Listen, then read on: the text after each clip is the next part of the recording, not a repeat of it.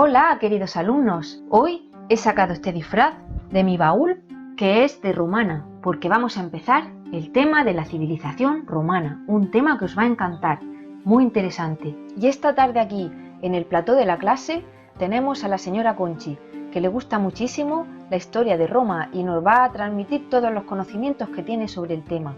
¿A que sí, señora Conchi? Bienvenida al programa. ¿Cómo está usted, señora Conchi? Muy bien, Me alegro, Bonica. muy contenta de estar aquí, con muchas ganas del programa, que tenía muchas ganas yo de venir a este programa y me gusta muchísimo la historia de Roma, me encanta, sí. Yo he visto todas las series, he visto la serie de Roma, he visto un montón de películas, la de Espartaco, y a mí este tema me encanta. Y es que de la cultura romana hemos heredado muchísimas cosas.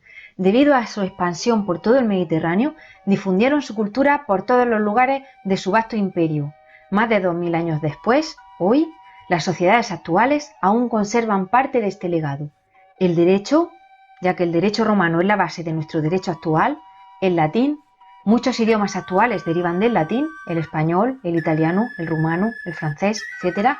El urbanismo o la estructura de algunas ciudades o barrios actuales y el cristianismo, que se convirtió en la religión oficial del imperio en el año 380 después de Cristo. El cristianismo se extendió por Europa y el resto del mundo, siendo hoy la religión con mayor número de fieles. Un pequeño inciso, se le olvida decir que la expresión estoy más liada que la pata un romano también la hemos heredado de los romanos. Ah, claro, tiene razón, señora Conchi, claro que sí, claro, la expresión estoy más liado que la pata de un romano, sí, es verdad, por las sandalias que llevaban. Este tema va a tener la misma estructura que los temas anteriores, donde hemos estudiado también civilizaciones antiguas.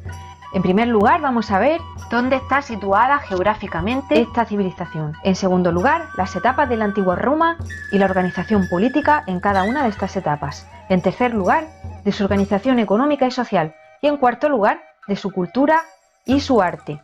Comencemos por el primer punto. La situación geográfica. La antigua civilización romana surgió en la zona que actualmente ocupa Italia, la península itálica. Geográficamente es una península. A continuación vamos a ver en nuestro precioso globo terráqueo dónde se sitúa Italia. Aquí estamos nosotros, España. Almería, ahí lo tenemos.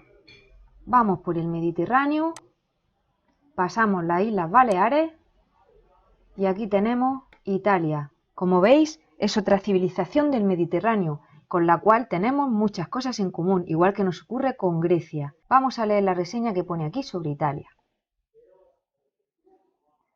Italia, país europeo con una larga costa mediterránea, influyó considerablemente en la cultura y la cocina occidental. Su capital, Roma, es hogar del Vaticano, de ruinas antiguas y de obras de arte emblemáticas.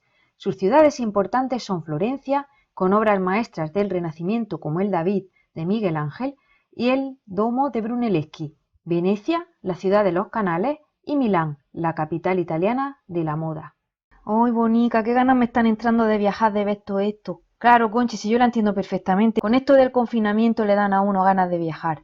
Hoy en día Italia está formada por la península itálica y varias islas, pero en aquella época, cuando hablamos de la civilización romana, nos referimos a un pueblo que surgió en la zona central de la península itálica, en la zona que ocupa hoy día la ciudad de Roma. En el siglo VIII a.C., los latinos levantaron varios poblados a orillas del río Tíber, es decir, que era otra civilización que había nacido en torno a un río muy importante, el Tíber, en una zona conocida como las Siete Colinas. De la unión de estos poblados surgió la ciudad de Roma. Roma tenía una situación excelente estratégicamente. Por un lado, era un lugar fácil de defender, porque estaba protegido por el río y las colinas. También era muy adecuado para el comercio, pues estaba en el cruce de las rutas entre el norte y el sur de la península itálica, y entre el este y el oeste del mar Mediterráneo. Durante mucho tiempo, Roma fue una ciudad pequeña, pero a partir del siglo VI a.C. conquistó inmensos territorios. Primero ocupó toda la península itálica y después se expandió por el resto de Europa, Asia y África, fundamentalmente por los territorios en torno al mar Mediterráneo. Desde el punto de vista político, la Italia que conocemos hoy en día se forma a partir de 1870, que es la fecha de la unificación italiana, ya que estaba dividida en varios estados. Con lo cual, para este tema, más correcto que hablar de Italia sería hablar de la península itálica. En el siglo VIII a.C., momento en el que se fundó la ciudad de Roma, La península itálica estaba ocupada por diferentes pueblos: griegos en la Magna Grecia, etruscos y latinos en el norte y centro de la península itálica, cartagineses que poseían colonias en Cerdeña y celtas en el norte. La ciudad de Roma estaba situada en el centro de la península itálica.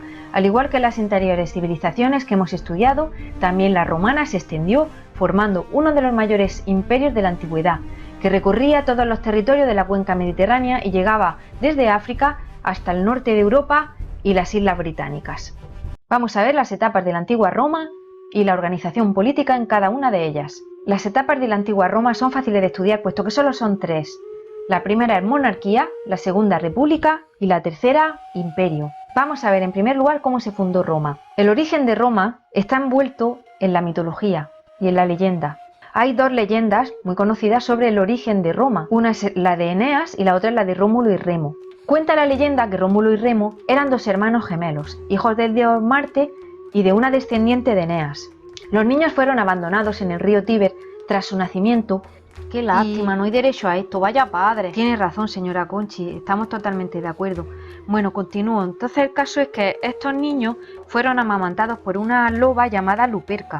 Al hacerse mayores decidieron fundar una ciudad en el monte Palatino, lugar donde la loba los había salvado.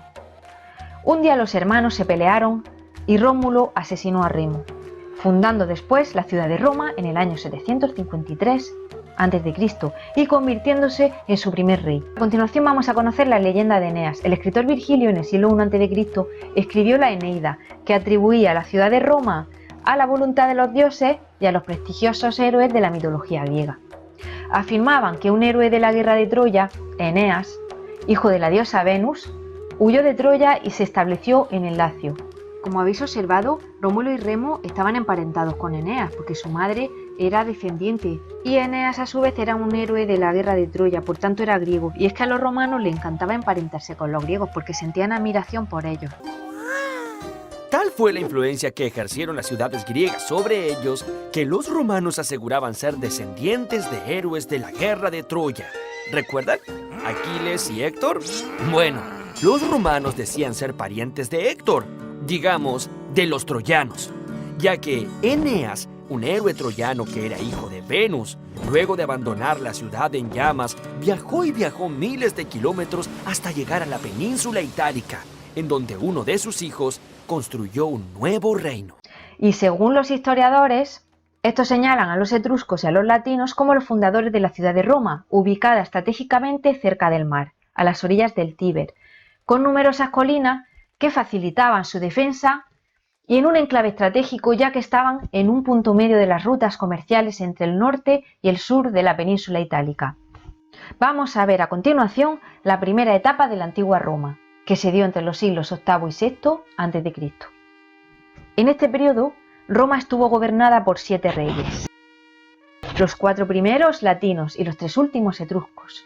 En él se convirtió en la ciudad más poderosa de la región, el Lacio. Todos ellos tenían la máxima autoridad política, militar y religiosa. Sin embargo, a la hora de tomar decisiones se ayudaban del Senado, formado por los jefes de las familias más poderosas de la ciudad. Además, había una asamblea formada por el resto de los ciudadanos.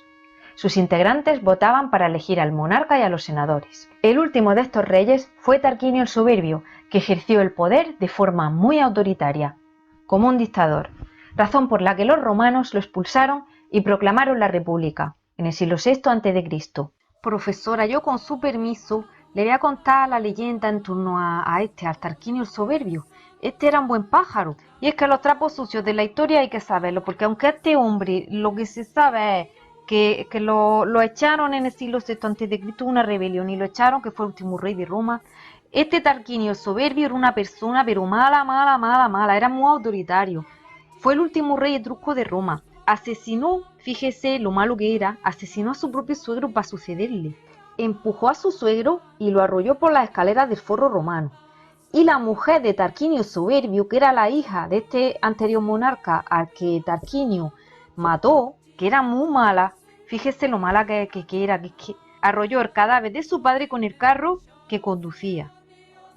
Y ya por último quería añadir que la versión más conocida acerca de por qué se sublevó el pueblo contra Tarquinio el Soberbio fue por la violación por parte del hijo de Tarquinio de Lucrecia, que era una señorita, una señora que era patricia, era bastante rica. Y esta Lucrecia, después de la afrenta, cogió y se suicidó. Y esto está retratado en muchos cuadros, muchos cuadros que retratan toda esta historia, como estáis viendo. Está, por ejemplo, este de Andrea Casali, de la primera mitad del siglo XVIII. Muchísimas gracias, señora Conchi, por su intervención. Bueno, todo lo que usted tenga que añadir, por favor, hágalo, porque nos está aportando muchas cosas nuevas. Gracias.